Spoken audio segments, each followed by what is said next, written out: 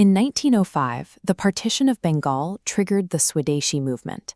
Millions of citizens mobilized in a fierce push for Indian political independence. The core economic tactic of this movement was a strict, violent boycott of cheap British imports. The goal was to starve the massive industrial machine of the British Empire by forcing everyone to buy locally made goods instead.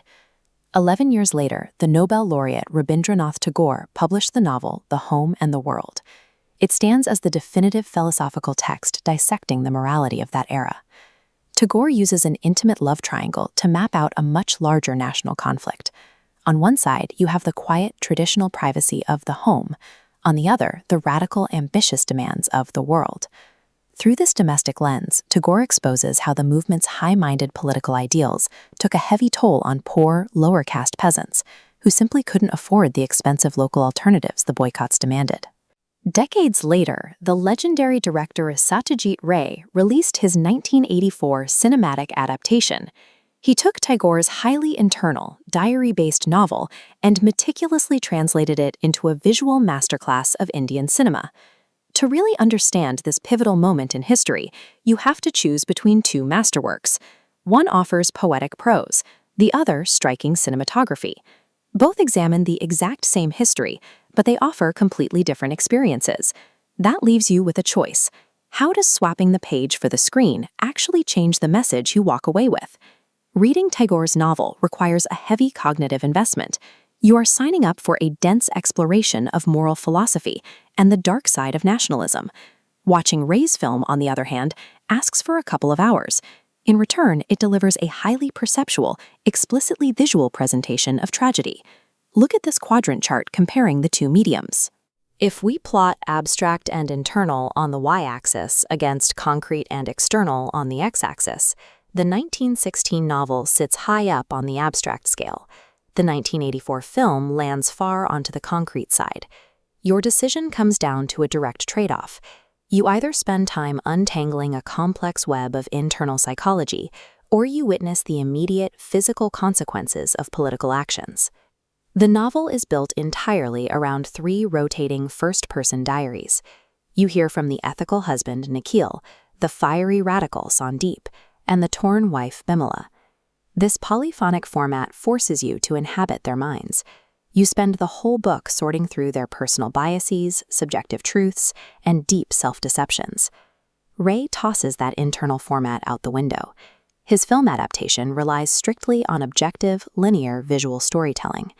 Without access to their inner monologues, Ray uses physical staging to show us what the characters are feeling. He turns abstract emotional shifts into concrete geographical movements through the house. We see this perfectly when Bimala takes her first physical steps out of the traditional women's quarters and crosses into the modern outer parlor. Once she is out there, Ray constantly frames her through doorways and mirrors. He shows the audience exactly how she is being observed, measured, and manipulated by the men in her life. The novel demands you navigate the messy minds of its characters. The film forces you to sit back and observe the physical cages they build for themselves. That brings us to Sandip, the charismatic orator who drives the militant wing of the Swadeshi movement.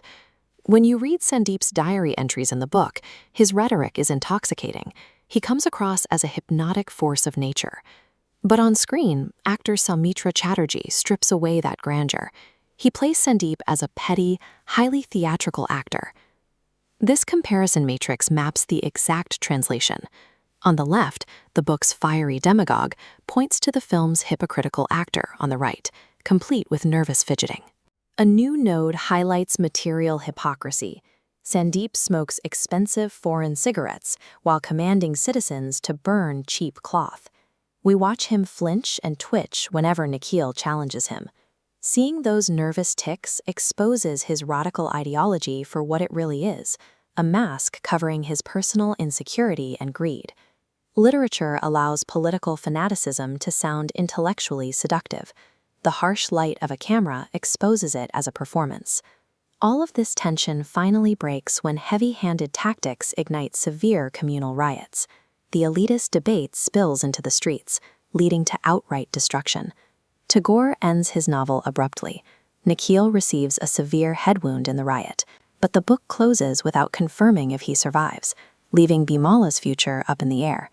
That open ending is a deliberate choice. It forces the reader to sit with the ambiguity and interpret the fallout, keeping the story grounded as an ongoing philosophical debate. Ray refuses to give the viewer that comfort. His cinematic climax is explicit and unforgiving. Nikhil is unequivocally killed by the mob. The film ends on a haunting final shot.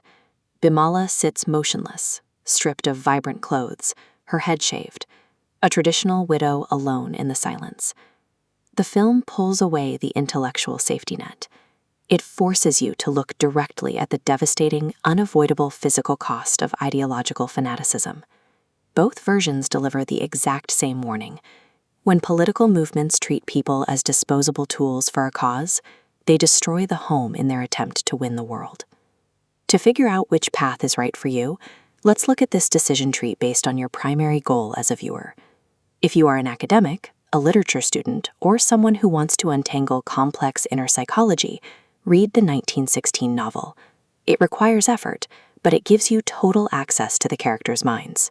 If you are a cinephile or simply short on time, watch the 1984 film.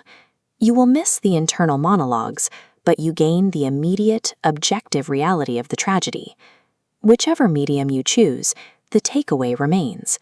True freedom requires the quiet moral courage to see the world as it truly is, whether you read that truth in a diary or watch it unfold on the screen.